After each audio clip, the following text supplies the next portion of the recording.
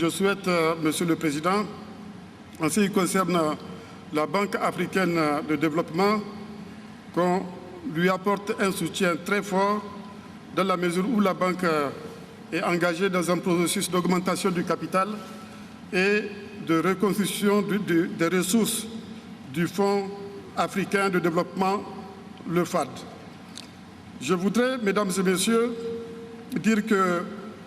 notre réunion revêt un caractère tout particulier car elle se doit de pouvoir poser les jalons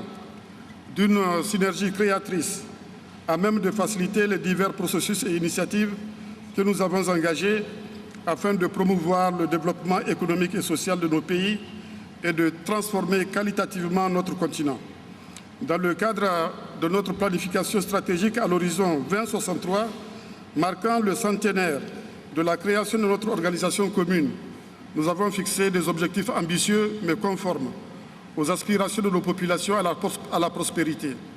Nous avions élaboré un programme, l'Agenda 2063 et son plan d'action à dérouler en 5 plans décennaux pour atteindre notre vision de l'Afrique que nous voulons pour 2063. Une Afrique intégrée, prospère et pacifique, dirigée par ses propres citoyens et représentant une force dynamique sur la scène internationale. En fait, cet agenda n'est qu'une mise à l'échelle continentale des programmes que nous mettons en œuvre au niveau national et au niveau régional. Il est donc extrêmement important que les activités menées par les différentes commissions régionales et celles menées par notre commission fassent l'objet de coordination, non seulement pour éviter les duplications et appliquer le principe de subsidiarité, mais aussi pour partager les expériences et les résultats et s'assurer que nous avançons ensemble au même rythme et dans la même direction et qu'aucune zone de notre continent n'est laissée sur le chemin. Le premier plan décennal 2013-2023 de l'agenda 2063 est à mi-parcours de son exécution. Si une avancée exceptionnelle a été enregistrée